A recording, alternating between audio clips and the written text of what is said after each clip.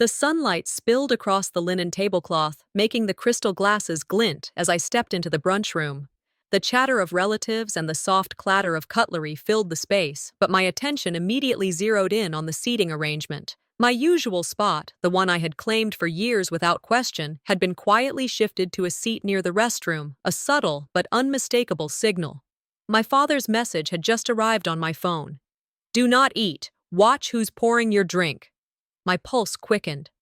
Something in the air felt charged, familiar yet tense, like stepping onto a chessboard with pieces already moving against me. The napkin on my plate caught my eye, a delicate fold in the shape of a leaf, the same way it had been folded the last time I had been deliberately left out of a family celebration. That little echo from the past pricked at me, reminding me of how often I had been sidelined, underestimated, overlooked. I set my bag down carefully, sliding into the assigned chair, pretending casual ease while scanning the room for hidden cues. My siblings whispered among themselves, and I caught the faint curve of smirks aimed my way. Servers glided past, pouring drinks with a precision that seemed intentional, some missing the mark in ways that felt like quiet provocations. I held my fork loosely, hesitating, weighing each motion against the warning. As the brunch continued, I observed the extended family around the table. Everyone smiled politely, exchanged small talk, but beneath the veneer, I sensed currents of judgment and indifference aimed directly at me. My sister glanced over too often, her expression a subtle mix of amusement and dismissal. Drinks were set down, some carefully mismanaged, my water glass slightly tipped, my coffee cup switched mid-refill. I recognized the pattern from years of similar gatherings, tiny humiliations, gentle nudges meant to undermine my comfort. I forced my expression into neutrality, masking the irritation that threatened to flare, recording each slight in my mind with methodical care. Memories of past brunches surfaced, the time I had been ignored during a family toast, the quiet sabotage of a dessert I had anticipated, the casual way my accomplishments were overlooked. Each memory carried a sting, a mixture of frustration and quiet anger that had become familiar over the years. I let my eyes drift across the table again, taking note of every hand movement, every intentional misstep. I considered my options, weighing confrontation against observation. My father's warning lingered in my mind, reminding me that patience and vigilance were my allies here. I rehearsed strategies silently, imagining responses without revealing intent, knowing that the first misstep could escalate quickly. The room felt smaller, charged with subtle tension. Every glance, every fork placed beside a plate, seemed loaded with potential consequence. My sister nudged her drink closer to mine, a small, almost imperceptible gesture that made my pulse quicken. I imagined the possibilities: a swapped drink, an embarrassing spill, a pointed remark at the wrong moment. My body reacted, slight tremors in my fingers, shallow breaths, awareness sharpening to a razor edge.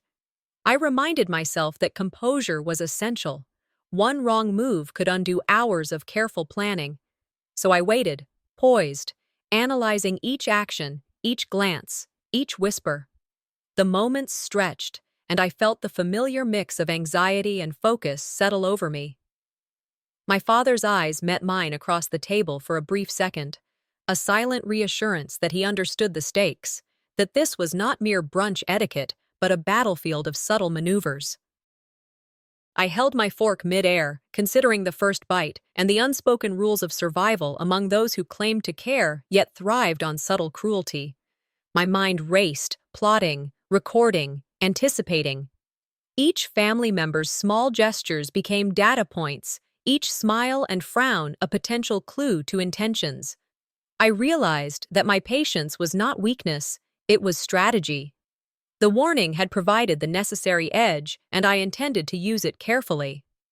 I sat there, fork suspended, heart thumping against the quiet murmurs of conversation around me. The napkin leaf fold, the mispoured drinks, the exchanged glances, all reminders of past slights and present vigilance. I was neither intimidated nor passive. I was assessing, learning, preparing for the moment when observation would turn into action. A flicker of determination crossed my mind, to navigate this gathering with awareness, to maintain control in a room where appearances were deceiving. I breathed slowly, reminding myself that every movement, every choice, was a calculated step in an invisible game. And in that suspended pause, with the tension coiling tight in my chest, I knew the brunch was no longer a simple meal. It was a test, a rehearsal, a warning. And I was ready. The chatter continued around the table, a polite hum masking undercurrents I had learned to read like an open book. I kept my eyes moving, noting the slight curl of my sister's lips as she exchanged a glance with my older cousin, the almost imperceptible misalignment of a fork or glass that could mean nothing, or everything. Drinks were poured with careless precision, a tiny error here or there that suggested deliberate testing. My mind cataloged each minor deviation, cross-referencing with patterns I had observed over years of similar gatherings. A family friend leaned over with a comment meant to sound casual. "Savannah's always been so timid." And I caught the weight behind the words. Undervaluing me had become a sport for some, but I refused to play along. My father's occasional texts, cryptic and careful, reminded me that vigilance was my ally. The napkin, folded like a leaf, slightly off from perfection, mirrored the subtle reminder from the previous brunch. The past was never fully past. I watched alliances form quietly at the table, subtle as a shadow. My siblings' whispers carried intent, and I could sense who was aligning with whom. My older cousins skillfully redirected conversations away from any mention of my work or achievements, a gentle shove meant to make me invisible. It was frustrating, watching the familiar pattern unfold. Acknowledgement for others, omission for me. I noted who treated me differently from younger cousins, noting even the smallest gestures of inclusion or exclusion. My thoughts ran rapid circuits, evaluating hidden motives, testing for loyalty and discretion. I drafted responses in my mind, subtle, calculated, without letting a flicker of my awareness show. Each glance, each tilt of the head, each polite but dismissive smile became data, adding layers to my understanding of this gathering's hidden politics. My strategy began to solidify in quiet determination. I recalled other brunches, moments when a subtle slight had left me simmering in silence, learning without exposing weakness. Patterns emerged: who was consistently favored, who was consistently ignored, and the small infractions that hinted at larger designs. I imagined ways to assert presence without sparking confrontation, scenarios that could allow me to control my exposure without giving away knowledge. Mental rehearsals ran continuously: what to say if questioned, how to react if slighted, when to interject, when to remain invisible. I weighed the consequences of any misstep, knowing that perception could be as damaging as outright insult. The tension at the table thickened. A sibling's hand hovered over my glass, tilting it slightly off balance. My pulse quickened. A direct confrontation could make a scene, but patience could yield insight. I recalled my father's warning: vigilance over rash action. Every micro-expression was a clue, a potential disclosure of intent. I noted the subtle judgments, the suppressed glares, the whispers that ceased the moment I turned toward them. Each small act, though seemingly trivial, carried stakes I understood well. The gathering was a minefield of social manipulation, and I navigated it with careful calculation, aware of each step's potential impact on my position within the family's quiet hierarchy. As the brunch stretched on, my observation sharpened into almost palpable focus. My eyes tracked exchanges between my siblings, noting subtle shifts in attention whenever my father looked their way. I recorded these interactions silently, reinforcing my mental map of influence and control. Each unguarded gesture, every intentional or accidental misstep, became part of the unfolding narrative I needed to read accurately. My mind remained alert, analyzing, connecting, projecting outcomes. Awareness was my shield, composure was my armor. I could feel the stakes rising, each minor movement potentially opening doors to leverage in the future. And as I lifted my glass carefully, sipped without spilling, and locked my gaze on the subtle motions around me, I knew I was ready for whatever next layer of provocation would be thrown in my direction. The brunch had shifted from social ritual to a battleground of hidden motives, and I intended to navigate it with unwavering clarity. I leaned slightly forward, pretending to sip my water, but my eyes never left the subtle exchanges unfolding across the table. Each movement, each tilt of a head, each whispered word carried weight. I had long ago learned that brunch with my family was never just a meal. It was a stage for alliances, subtle power plays, and carefully disguised tests. I watched who leaned toward whom, how hands hovered over plates, how glances flicked just long enough to communicate something to someone else without drawing attention. A fork slid slightly off its intended place, a drink refilled with exaggerated care, and I cataloged it all silently. My mind, as always, raced ahead, cross-referencing these micro-moments with patterns I had memorized from years of careful observation. Then it happened. A sibling spoke over me, not maliciously enough to provoke an outburst, but with just enough control to undermine my voice. I noticed it immediately, recording it internally, plotting the subtle counters that would assert my presence without creating conflict. The napkin folded like a leaf, ever present from prior gatherings, reminded me to stay aware, to notice even the smallest signs.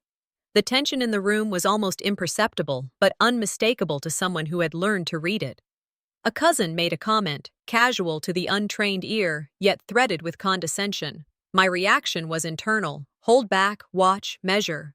I analyzed every flicker of a smile, every avoidance of eye contact, mentally noting the rivalries and alliances playing out.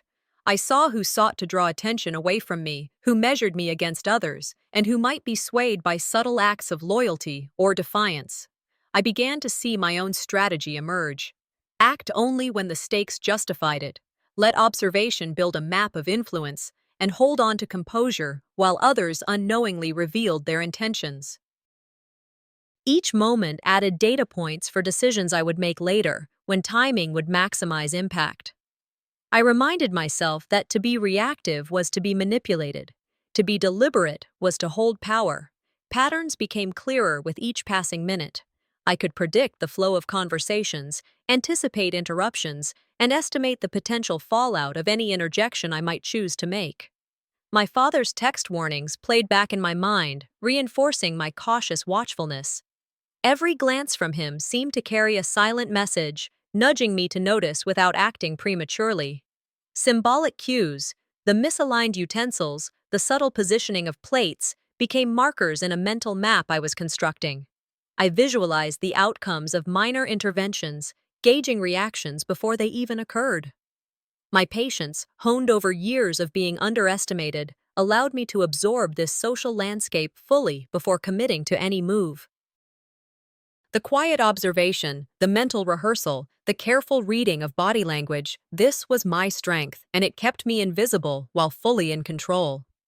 Small disruptions continued, each one feeding the tension. Drinks poured slightly off-center, a hand hovered over a plate as if to redirect it. Minor comments carried veiled meanings. I absorbed them all, keeping my exterior calm, letting my mind dissect motives and test potential responses. A glance exchanged between my father and one of my siblings hinted at a concealed agenda, subtle enough to be missed by anyone less attentive. I noted it, understanding that this was part of a broader game, one where timing and strategy mattered more than immediate reaction.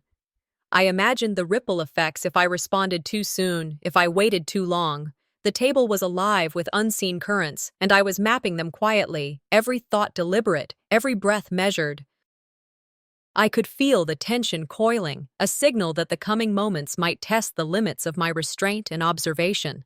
By the time the plates were partially cleared and conversations shifted, I had assembled a mental dossier of behaviors, intentions, and vulnerabilities. The interplay of gestures, words, and silences formed a complex pattern I could navigate with precision. I rehearsed potential scenarios silently, imagining subtle interventions that would assert my presence, command attention, and reveal hidden motives without creating chaos. Each calculated thought reinforced my confidence, sharpened my awareness, and prepared me for when action would become necessary. The brunch had shifted entirely from social gathering to a careful negotiation of observation, patience, and control. I reminded myself, everything was being recorded in my mind, every micro-moment catalogued for the right opportunity. As the morning edged toward noon, the room's atmosphere thickened with unspoken tension. My siblings' subtle contests for influence, my cousins' barely noticeable strategic placements, even the placement of a glass, all contributed to a silent, intricate battlefield. I remained seated, poised, and calm, the observer at the center of unfolding schemes. Every movement was noted, every glance assessed, every minor infraction considered. I was ready. I could feel the moment approaching when my patience and careful observation would pay off, when subtle maneuvers would meet direct provocation, and I would be prepared to respond with precision. I sipped my water, eyes never leaving the silent war of gestures and expressions across the table, fully aware, fully alert, and entirely ready for what was to come. I adjusted my chair slightly, pretending to check my watch, but my eyes remained sharp on every subtle exchange. The air at the table had thickened, invisible currents moving between gestures and half-smiles. My siblings tossed remarks with a casualness that belied their underlying challenge. One of them commented on my latest work project, phrasing it as praise, but the tone carried that familiar edge, an invitation to stumble. I didn't respond aloud. Instead, I let my gaze linger, analyzing, weighing, noting who might be testing me and why. The napkin shaped like a leaf caught my eye again, a reminder of the careful attention I'd always paid to these gatherings. Drinks were subtly mispoured, forks nudged ever so slightly out of place. Every minor detail became data, reinforcing my mental map of who could be trusted and who was already working to undermine me. A sibling asked a seemingly innocuous question, but it was loaded, meant to highlight a misstep I might have made. I considered replying, then decided against it, sensing that silence could serve as leverage. My father's earlier text warnings echoed in my mind. Observe, assess, and do not act rashly. I maintained an exterior of calm while my mind rehearsed potential responses, carefully calculating which subtle moves might reveal truths without creating immediate conflict. Internal debate ran through my thoughts, weighing whether to push back, redirect, or simply store the moment for later use. Each glance and carefully chosen word from my relatives became a test, and I was ready, measuring and recording every cue. The tension rose not with overt hostility, but through these micro-battles of attention, subtle power shifts that demanded full awareness. I shifted my focus to seating and proximity, noting how alliances formed through body language and whispered exchanges. My cousin leaned slightly toward another relative as if to whisper, eyes flicking briefly toward me. I caught it and stored it mentally, imagining how this minor allegiance could play into larger dynamics as the brunch progressed. Every small exchange held potential leverage, an opportunity to assert myself quietly or to use later in more visible ways. My strategy became clearer: maintain calm, anticipate moves, and subtly test reactions without exposing vulnerability. The stakes were quiet but unmistakable. Each minor provocation held weight in the unspoken rules that governed this table. I rehearsed my own responses silently, ensuring I would not fall into predictable patterns. Observation was my weapon, composure was my shield. The subtle conflicts escalated as dessert approached. A sibling offered an opinion on a mutual acquaintance, phrased as casual advice, but clearly aimed to elicit a reaction from me. My internal reaction was carefully moderated: acknowledge, but do not engage. Each small misplacement of a plate or a gentle push of a glass became a minor contest of influence. I noted who took notice, who ignored the act, and who was likely orchestrating it. My attention to these micro-moments allowed me to anticipate the next move, to mentally strategize my own interventions. Timing was crucial. Acting too soon would expose my awareness, but waiting too long could allow another subtle shift to occur unnoticed. I felt the pressure of that delicate balance, my mind stretching across every possibility. By late morning, the undercurrents of the table had formed a network I could read like a map. Subtle gestures, coded comments, and the slightest changes in posture all pointed toward hidden intentions. I visualized the upcoming confrontations, readying myself to assert my position at the precise moment. The tension between measured silence and strategic action filled me with a controlled energy, a quiet readiness to engage without revealing my hand. Every minor provocation was an opportunity, every smirk a data point, and I held it all in check. I knew the subtle confrontations were just the beginning, that the afternoon would bring more overt challenges. For now, I remained the calm observer, prepared to strike mentally before the first words were even spoken. I saw everything, and soon they would realize I was not invisible. I sipped my coffee slowly, pretending to scroll through my phone, but every flicker of expression across the table was seared into my mind. My siblings moved with quiet precision, little nudges and casual comments designed to unsettle, to test me. A joke here, a sideways glance there, each disguised as innocence but loaded with intention. I didn't react outwardly. My face remained calm, my hands steady around the cup. I was cataloging, analyzing, storing every nuance for later. The chair I sat in felt both familiar and alien, a vantage point to witness the subtle games that had always hovered at family gatherings. I remembered my father's silent warnings, his texts that hinted at both protection and caution, and I allowed them to guide the way I measured my responses. A cousin remarked on an achievement of mine, phrasing it as praise, but with a pointed inflection that suggested doubt. I smiled politely, nodded, and kept my gaze moving across the room, taking in the way others reacted. Some caught the undertone and adjusted slightly, others remained oblivious. I observed their habits, the rearrangement of silverware, the slight overfill of a glass, the intentional pause in conversation. Each micro-action a thread I could follow. One sibling attempted to redirect a compliment meant for me toward themselves, a subtle challenge I noted for the first time in months. I felt the familiar heat of frustration rise, but it was tempered by strategy. I would not play their game on impulse. I would record, interpret, and use it when the timing was mine to choose. As dessert approached, the tension around the table thickened. Whispered comments became sharper, faint smirks and sidelong glances more frequent. I allowed myself tiny interventions, a well-placed question or a soft acknowledgement of a point, but nothing that revealed my full awareness. I weighed each response, testing patience and observing reactions. A sibling leaned toward my father, speaking softly but with intention, and I caught the hidden suggestion, a coordinated effort to sway opinions without confrontation. My mind ran through possibilities, how to respond, when to speak, which gestures would assert my presence without drawing premature attention. Each calculation reinforced the calm exterior I maintained, a shield around my growing resolve. I watched alliances form subtly, noticing how shared glances and mirrored body language indicated support or opportunism. My father's occasional nod or small smile was a signal I interpreted carefully, gauging who might be aligned with him and who was merely circling for influence. I cataloged every microaggression, every moment of favoritism, and began formulating strategies for asserting my perspective at the precise moment it would be most effective. Timing mattered more than volume, precision over force. The table was a battlefield of silent motions and carefully chosen words, and I was learning the rhythm, waiting for the right instant to step forward. By the late afternoon, I felt the quiet surge of empowerment mingled with controlled indignation. I knew the boundaries being tested around me, small, almost imperceptible, yet deliberate. I kept my hands wrapped around the coffee cup, my posture composed, my mind mapping the web of intentions. One final glance from a sibling toward my father suggested that I was not the only one aware of the ongoing maneuvers. I registered it, cataloged it, and allowed a private smile of satisfaction to flicker in my mind. The stage was set.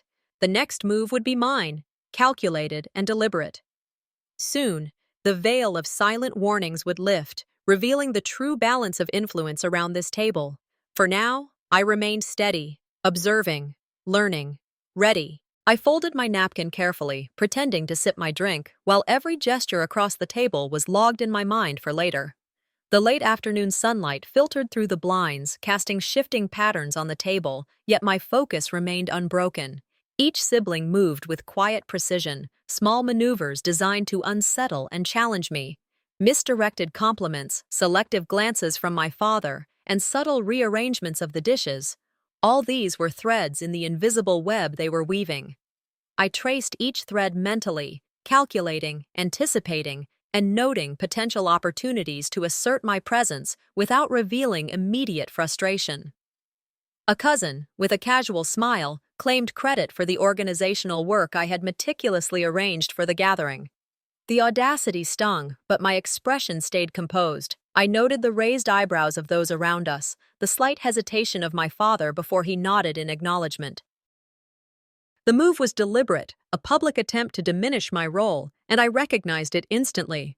I let the silence hang, measuring the impact of their maneuver, while internally plotting the precise moment to reclaim the recognition rightly mine. Every micro-expression, every glance, was a signal, a map guiding my next move. I intervened subtly, asking pointed questions about the arrangements, drawing attention back to the work I had completed without sounding defensive or accusatory.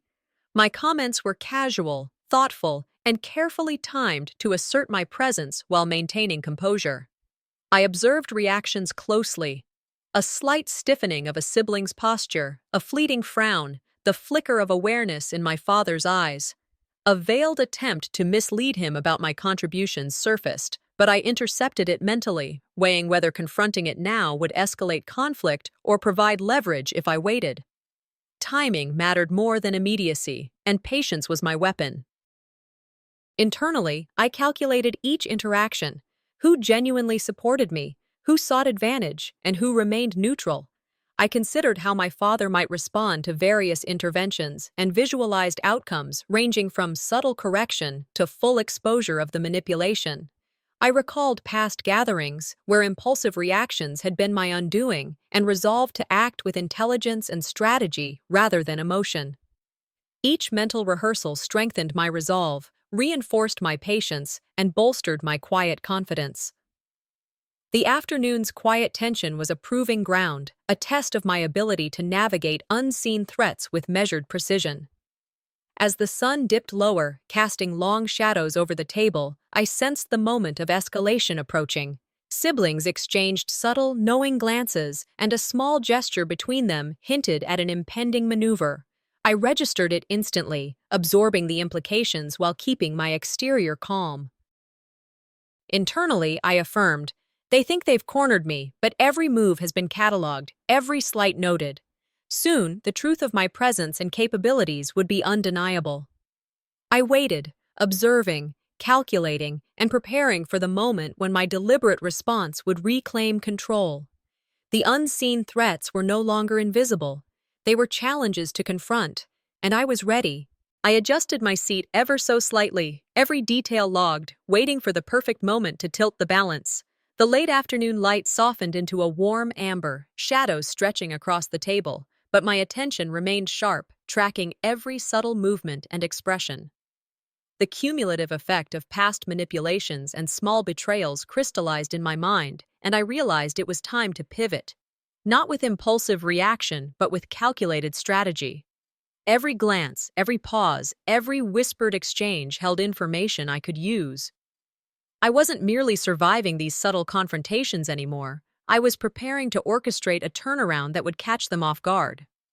A younger cousin, oblivious to the full extent of the tension, inadvertently exposed a weakness in our family's coordination, a small slip that revealed cracks in the otherwise seamless front they presented. I caught it immediately, sensing an opportunity.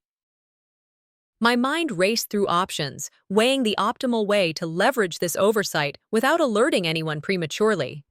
The idea of a silent pivot took shape, a plan that allowed me to remain in control while everyone else moved in blind coordination, unaware that I had already seen the pattern and plotted a response. I continued to observe, scanning micro-expressions and subtle body language. A sister shifted her fork slightly toward another sibling, a father's momentary glance toward the door, each movement coded with intent. I recorded them all, storing them as mental notes, knowing that timing was everything. I could sense the emotional undercurrent. Some were eager for confrontation, others for subtle domination, all while I maintained a composed exterior. The more I watched, the more confident I became in my ability to turn these silent currents to my advantage. Reassessing alliances became crucial. Who could be quietly relied upon? Who was unknowingly assisting my adversaries? I mapped it all in my mind, building a hierarchy of influence that would guide my moves in the coming moments. Ethical considerations threaded through my calculations. My actions needed to maintain moral authority. avoiding unnecessary confrontation, yet ensuring that manipulations and misrepresentations would not stand unchallenged. Each potential maneuver was weighed against its consequences, and I visualized outcomes in precise, strategic sequences. Finally, I drew in a slow breath, converting the tension into focus, letting my internal compass align with the plan forming in my mind. I battled the urge to react impulsively, reminding myself that every premature action could weaken the eventual impact. Observing, recording, and preparing, I felt the quiet surge of empowerment that comes from knowing the full scope of a situation while others remain blind to it. A subtle shift in my father's expression hinted at the approaching chaos, perfect timing for my calculated move. I allowed myself a fleeting smirk, acknowledging the unfolding scenario. Everything's lining up. Soon, it would be their turn to feel the weight of truth. I stepped back slightly, observing the shifting expressions around the table, knowing the final move would decide everything. The sun had dipped lower, casting long shadows that stretched across the family's carefully arranged brunch remnants, and the room carried a tension that felt almost tangible. I took a deep breath, mentally reviewing every observation, every slight, every subtle manipulation I had cataloged over the hours. Each misstep, each hidden agenda was now part of a map I could use to navigate this confrontation. I rehearsed possible responses, predicting defensive reactions, lies, or attempts to redirect blame. Every element was calibrated. I knew the balance could tip in my favor if I acted with precision. A forgotten note tucked under a coffee cup caught my attention, a small message from an earlier exchange that reinforced my understanding of who truly controlled the narrative. That tiny document, previously overlooked, became a critical piece, strengthening my position. I allowed myself a quiet acknowledgement of this advantage before refocusing on the present. The family's chatter continued, but beneath polite conversation and forced smiles, I sensed fear, uncertainty, and the first cracks in their orchestrated facade. Timing was everything, and I had chosen my moment. I leaned forward slightly, voice calm but firm, and began the subtle interrogation. I highlighted inconsistencies without anger, letting the gaps in their stories speak louder than any accusation I could articulate. Eyes widened, hands paused mid-gesture, and the careful rhythm of their control began to falter. My cousin's attempt to overshadow my efforts earlier in the day became impossible to ignore as I traced the timeline and gently exposed discrepancies. Reactions were immediate and revealing: hesitation, guilt, defensive glances, and the first faint signs of panic. One of my siblings, caught off guard, revealed intentions they had worked to hide, confirming suspicions I had long held. The power dynamic shifted in real time, their carefully constructed alliances unraveling beneath the weight of truth. With deliberate pacing, I unveiled further evidence of manipulation and exclusion, connecting each act to its consequences. I spoke with measured clarity, forcing recognition without raising my voice, showing my intellect and moral stance. Friends and extended family around us started to notice the tension, the subtle cracks in the family's composed exterior, and some whispered in acknowledgement, lending weight to my assertions. Satisfaction surged quietly within me, not vindictively, but with a sense of rightful resolution. I could feel the room recalibrating around the truths I had laid bare. After the revelations, I allowed a brief pause, letting the gravity of my disclosures settle. I observed reactions carefully: who seemed genuinely remorseful, who remained calculating, and who might resist acknowledgement entirely. This strategic pause gave me the upper hand, preserving composure while highlighting the contrast between truth and deception. I cataloged these responses mentally, preparing for the final chapter's resolution while reinforcing my inner confidence. Every detail mattered, every glance and gesture a clue for future engagement. I lifted my gaze, scanning the faces around the table, the room now a quiet witness to the exposure I had orchestrated. The night's reckoning had begun, but I knew it was only the first layer. Beneath the polite expressions and tentative smiles, the undercurrents of control and manipulation remained, waiting for the final, decisive act. I felt ready, resolute, and quietly triumphant. They think the night is over, but the real reckoning is just beginning. The house was quiet now, the echoes of the evening's confrontations lingering in the air. I sat back in the living room, watching the subtle gestures of my family, some fidgeting with unease, others avoiding my gaze, and a few sitting in silent contemplation. The weight of what had happened at the table was settling in, and I allowed myself a cautious breath of relief. The tension that had held me tight for hours had loosened slightly, replaced by a reflective calm. I observed who seemed genuinely remorseful, who remained obstinate, and who simply couldn't yet acknowledge the cracks in their behavior. My actions had shifted the dynamic irrevocably, and even in their silence, I could sense that the evening had altered unspoken hierarchies. A piece of overlooked correspondence, a brief confession tucked away in the course of the day, surfaced unexpectedly. It was small, easily dismissed by anyone else, but to me, it reinforced the threads I had been weaving through the entire afternoon. The subtle acknowledgement of a past misdeed, finally admitted, provided closure for lingering doubts and unresolved tensions.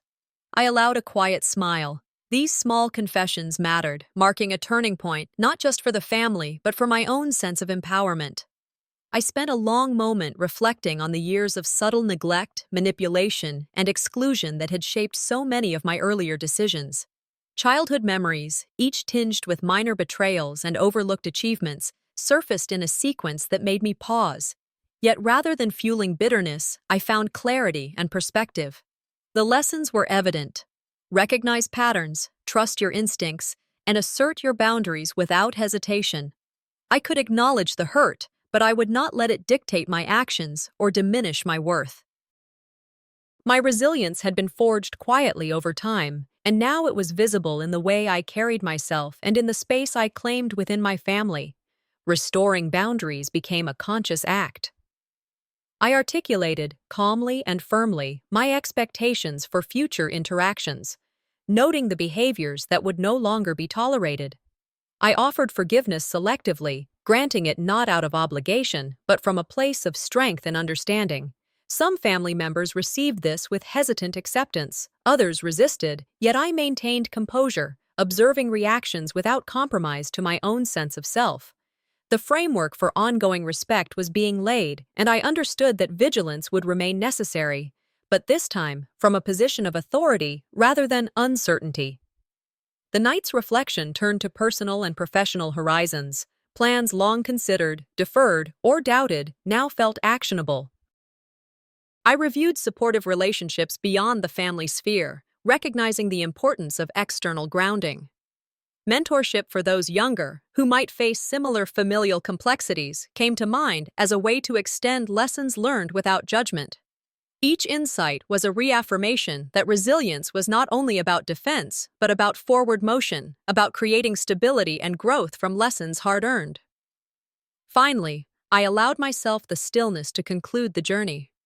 The past, with all its manipulations, exclusions, and silent betrayals, had shaped me, but it no longer controlled me. The sense of justice achieved, the moral clarity affirmed, and the inner strength cultivated now blended into a quiet assurance. I could move forward with hope, tempered by wisdom and strengthened by experience. Life, with its inevitable challenges, would continue, but I held the agency and insight to navigate it thoughtfully. The echoes of this family gathering would linger, but so would the knowledge that I had emerged resilient, grounded, and ready to live beyond the past.